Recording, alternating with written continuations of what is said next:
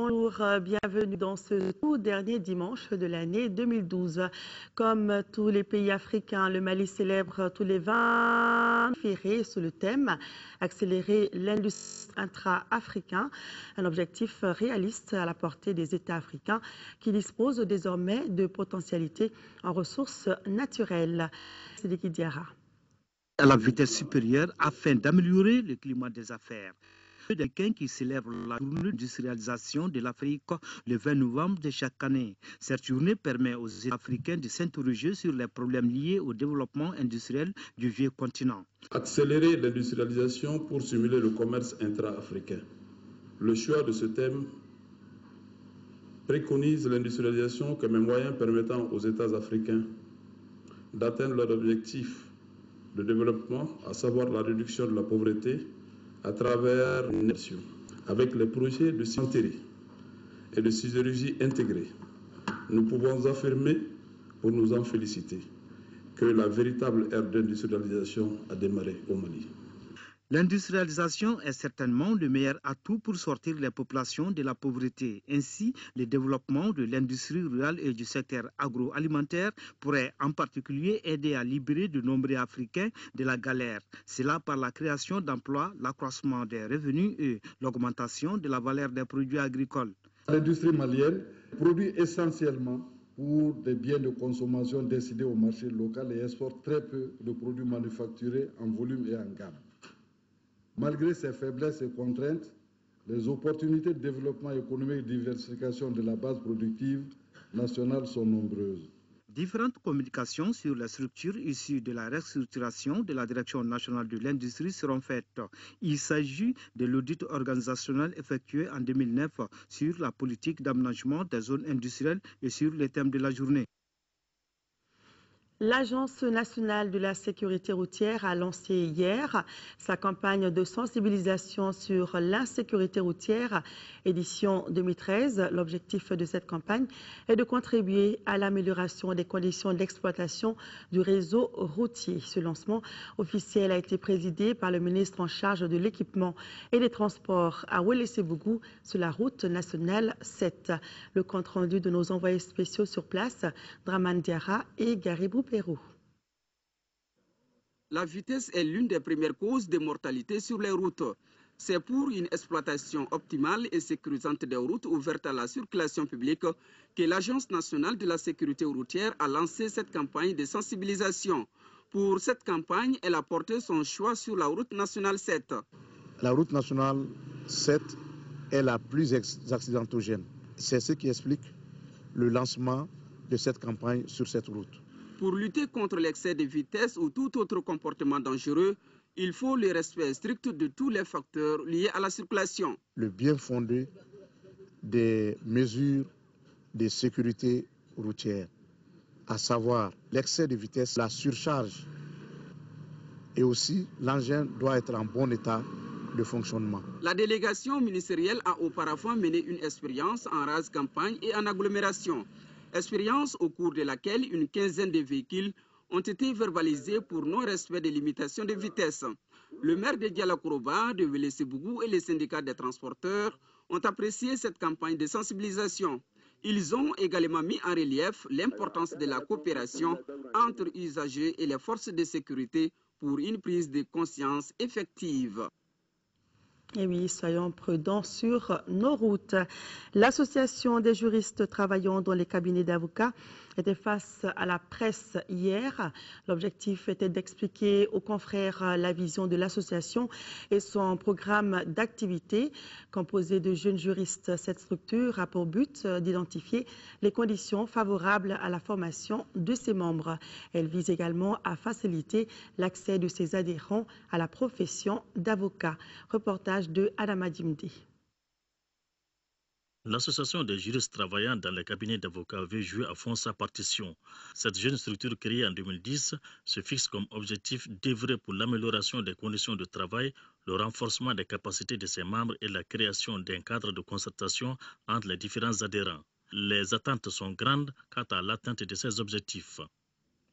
L'incorporation de nos membres à la profession d'avocat, faire des formations continues, organiser des conférences débats, multiplier des partenaires.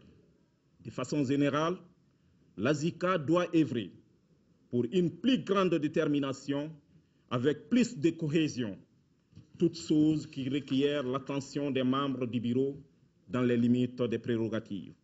Notre ambition est de devenir avocat au service de la justice au Mali, en Afrique et du monde tout entier. Cette conférence de presse consacre ainsi le démarrage officiel des activités de l'association. Elle permettra aux initiateurs de nouer des relations avec le barreau et les structures de financement de formation et d'emploi. L'Association des innovateurs pour le conseil au développement vient de réunir des partenaires des centres communaux de développement intégré agricole, une assemblée générale au cours de laquelle il a été question d'échanger sur les activités de son programme spécial de développement rural. L'association est un organe consultatif à caractère non lucratif et évolue dans le développement rural et dans la bonne gouvernance. Reportage de Adama Koulibaly. Dans le souci de l'atteinte à l'autosuffisance alimentaire dans notre pays, l'Association des innovateurs pour le conseil au développement AICD a mis en place des structures d'animation et d'encadrement au niveau national, structures gérées par les paysans. Cette assemblée a réuni les représentants de ces organisations paysannes sous la direction des responsables de l'AICD. Objectif, échanger sur les activités menées et projeter sur de nouvelles. Cette assemblée est une importante assemblée parce que aujourd'hui, nous allons adopter le programme spécial de développement rural, le PSR, de 2012, 2013, 2014.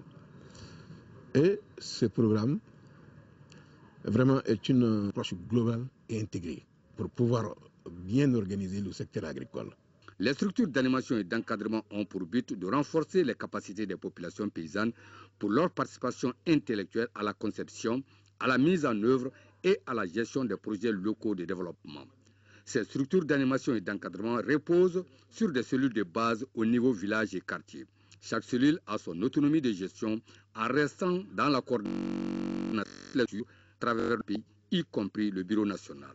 L'Assemblée s'est réunie en présence des représentants des institutions en charge du développement rural dans notre pays. La Jeune Chambre internationale Bamako Espoir a tenu sa dernière Assemblée générale annuelle 2012, l'occasion pour le bureau en place de faire le compte-rendu des activités menées durant son mandat d'1 an et aussi de remercier ses partenaires. Retrouvons Adama Koulibaly. Un mandat d'1 an, une fois, c'est l'une des règles du jeu de la Jeune Chambre internationale.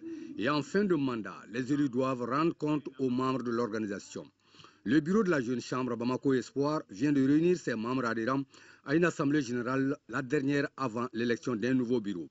Au programme de cette assemblée, d'abord vérification des cotisations, ensuite projection du film des activités menées durant l'année 2012, des activités d'intérêt public, assainissement, gestes humanitaires parmi d'autres, et remise de trophées aux personnes qui ont soutenu le bureau dans la réussite de ces projets initiés durant le mandat. Sans les partenaires, la Jeune Chambre internationale ne peut rien. Nous avons le sans les partenaires, nous ne. Donc cette Assemblée générale est une occasion de les remercier pour les services rendus. La Jeune Chambre internationale a pour mission d'offrir des opportunités de développement aux jeunes en leur donnant la capacité de créer des changements positifs, avec une vision d'être le principal réseau mondial de jeunes citoyens actifs. GSI Mali s'est taillé une place de choix en obtenant le poste de vice-président international avec l'élection de Mme Maïga Adjiratou Thiam à ce poste. Allons en Afrique du Sud pour parler de la réforme agraire. Il s'agit de cette réforme qui consiste à réattribuer des terres appartenant aux fermiers blancs aux noirs. Seulement, voilà, la désillusion des fermiers noirs qui ont pu en avoir a été grande car ils n'ont pas pu mettre ces terres en valeur compte tenu du manque de matériel et d'organisation. Bref, la restructuration n'a pas été accompagnée par des mesures appropriées.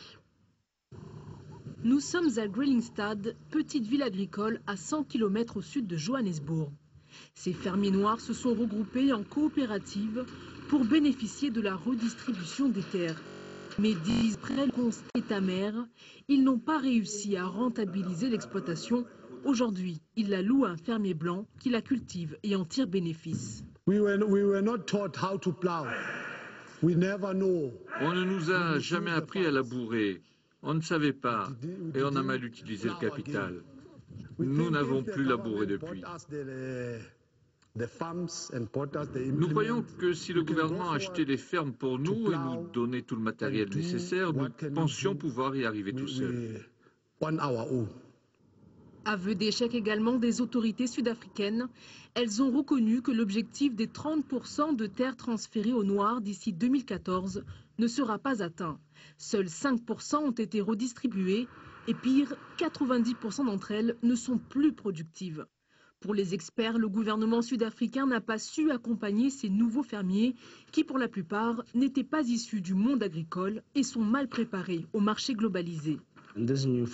Ces nouveaux fermiers, à cause de leur méthode d'exploitation, qui n'est pas une méthode moderne car ils n'ont ni les machines, ni le matériel, ne sont pas en mesure de soutenir la compétition avec des fermiers déjà bien établis. Derek Chambers est l'un de ces fermiers blancs qui a vendu sa terre aux autorités. Une terre aujourd'hui laissée à l'abandon. Reconverti dans l'installation de fibres optiques, il fustige une réforme agraire mal faite. Il y a des fermiers à qui on a donné des terres, ils les occupent, les cultivent, font tourner la machine. Donc ce que je pense de la réforme agraire, c'est qu'elle peut fonctionner si on donne les terres aux bonnes personnes. Mesure phare de l'après-apartheid, la réforme agraire reste ultra sensible en Afrique du Sud.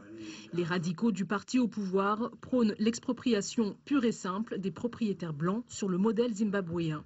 Pour le moment, le gouvernement sud-africain continue de promouvoir une réforme modérée. Hausse d'impôts généralisée au 1er janvier 2013 à Cuba. La plupart des Cubains n'ont pas payé d'impôts depuis un demi-siècle, mais cela va changer sous un nouveau code à partir de janvier. Le dit code publié récemment constitue la première imposition globale à Cuba depuis la révolution de 1959 qui avait aboli à peu près toutes les taxes. Le nouveau code couvre 19 taxes, y compris celles de la terre, de l'héritage, de l'environnement, de la vente, du transport et autres. Cuba fait un nouveau pas vers l'orthodoxie économique. À partir du 1er janvier 2013, les habitants de l'île vont découvrir un nouveau métier, percepteur des impôts, avec l'entrée en vigueur d'un nouveau code. La révolution de 1959 avait aboli les impôts, même si elle en avait réintroduit quelques-uns à partir des années 90. Nous n'avons pas connu ça. Peut-être que les personnes âgées ont connu cela à l'époque de la grande propriété. Mais moi, je ne sais pas. Je ne peux pas te dire si ça va améliorer les choses ou pas, parce que je ne l'ai pas vécu. Le nouveau code accompagne les réformes favorisant la libre entreprise introduites par le président Raúl Castro.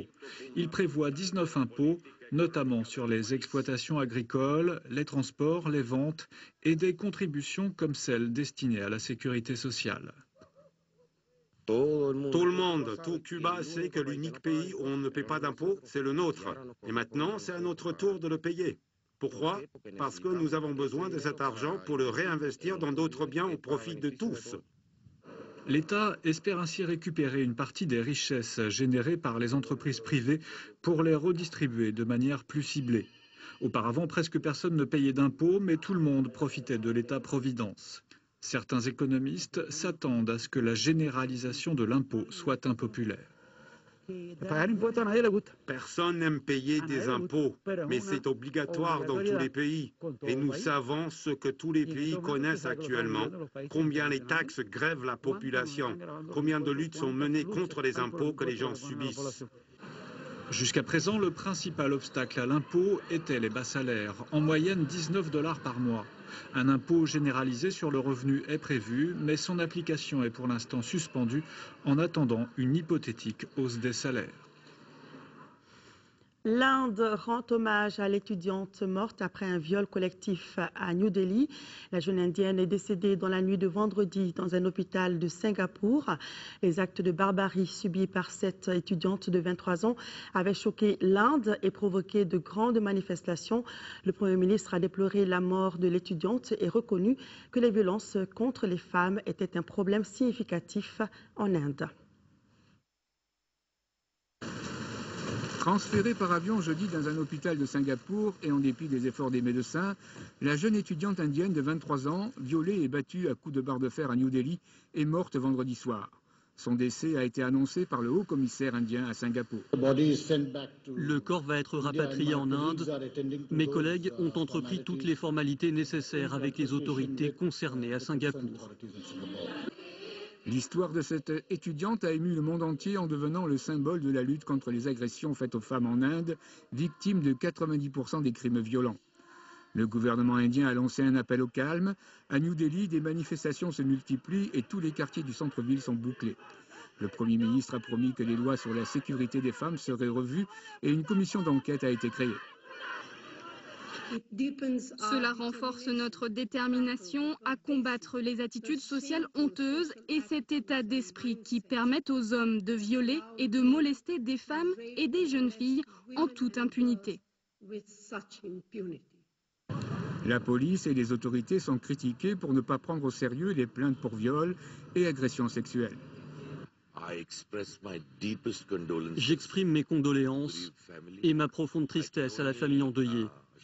Je peux assurer que le gouvernement prendra toutes les mesures nécessaires afin de garantir que les assassins soient punis avec force dans les meilleurs délais.